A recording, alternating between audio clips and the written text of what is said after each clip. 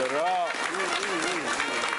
kalau melihat apa yang terjadi dengan para anggota Dewan kita ini, saya ini sering sedih, Doro. Dan kita ikut-ikut sedih nanti ya. Sedih bener, Doro. Biasa, kenapa? Ya, apakah kita ini memang benar-benar kehabisan politisi yang benar-benar konsisten berjuang memberantas korupsi? Sedih, Doro. Aku terus gimana? Kalau Doro sampai nggak sedih ya kebangetan.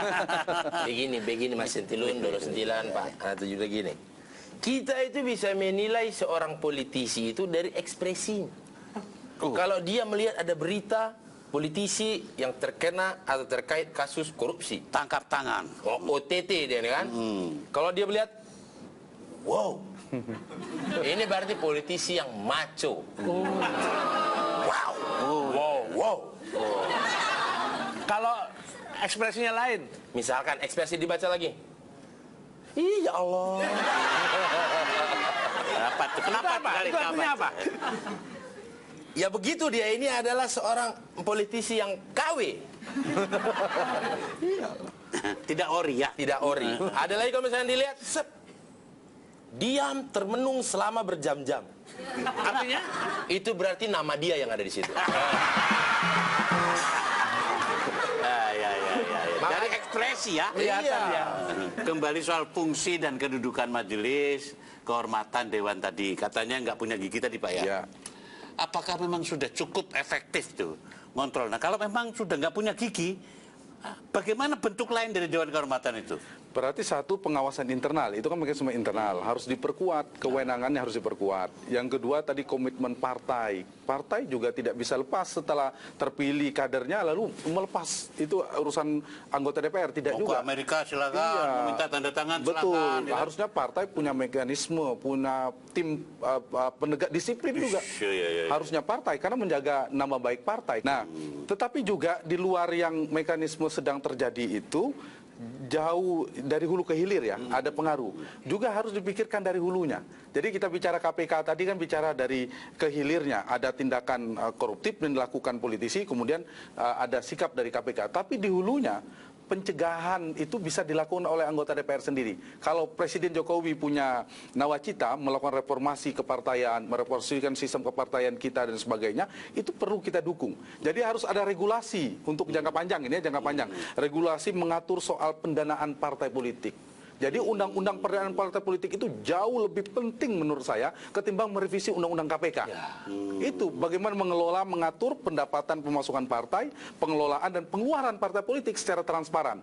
Yang kedua, sumber pemasukan mungkin perlu dipertimbangkan untuk dibantu oleh negara misalnya, sehingga kalau ada apa-apa negara bisa memberi sanksi terhadap partai Karena itu. udah pakai duit negara, ya kan? Karena sudah pakai uang negara. Nah, itu secara sistematis dari hulunya. Kemudian ketika itu sudah diperbaiki untuk ikon jangka panjang, proses sedang terjadi tadi, mekanisme internal diperkuat, majelis kehormatan dewan, kemudian partai punya komitmen, nah seperti kita semua juga ikut mengontrol, dan yang terpenting juga komitmen kesadaran dari anggota dewan itu juga, itu penting untuk membuat pagar-pagar tadi ya, sistem tadi. Kalau sepanjang itu tidak dilakukan, dari hulunya tidak dibereskan, di hilir kita akan melihat terus hal-hal seperti ini terulang dan terus terulang. Jadi manusianya Doro. Begini ya Doro ya.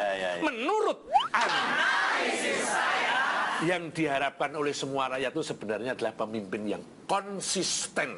Ya. Baik pemimpin yang jadi anggota dewan ataupun pemimpin di pemerintahan. Misalnya seperti yang terjadi sekarang ini, Doro. Itu ada di Sumatera, Kalimantan, Papua, bencana asap. Rakyat menderita karena bencana asap. Nah, para pemimpin kita ini ya mesti berjuang supaya bencana asap itu jangan sampai terjadi lagi. Masa kemarin terjadi, sebelumnya terjadi, kok sekarang terjadi lagi? Bagus dan berkelanjutan itu namanya. Sustainable. Ya jangan sampai berulang. Intinya ya, para pemimpin kita itu harus bersatu padu, ya kan? Jangan sampai ya tadi urusan KPK kan sebetulnya urusan kita semua, Mas. Yeah. Kok tiba-tiba lupa, pura-pura lupa bagaimana ya? Itu kan hanya untuk mengontrol kita. Daripada nangkep, kan lebih baik mencegah. Mencegah, Nah, kan begitu. Jadi kepentingannya apalagi sekarang? Pemerintah Pak Jokowi ini kan sudah berjalan 1 tahun. Jadi menurut pendapat Mas ini ya, soal tahun pemerintahan Pak Jokowi sama Pak JK ini soal koalisian itu apa masih berlaku itu Pak? Kalau koalisi semakin kemarin semakin cair. Kalau di pilkada itu udah tumbang itu tembok KIH KMB Nggak itu ada udah lagi.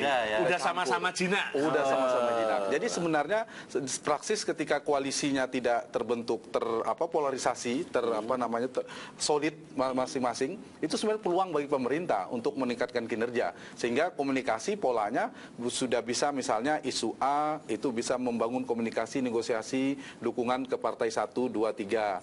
Isu yang lain nanti ke partai yang lain lagi sehingga mendapat dukungan yang cukup memadai bagi pemerintah, karena presiden kan punya perangkat kekuasaan yang bisa dikomunikasikan, yang bisa dinegosiasikan. Nah, ujungnya ke sana itu. Tetapi juga selain 1 tahun pemerintahan juga 1 tahun DPR ya, konteksnya DPR. Nah, DPR ini juga kita menginginkan fungsi pengawasan soal asap dan sebagainya.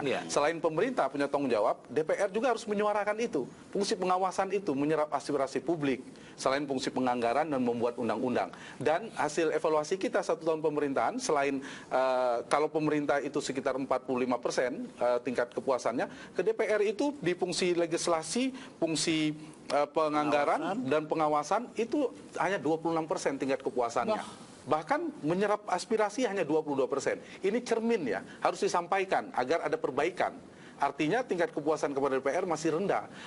Mengapa masih rendah selain kinerjanya?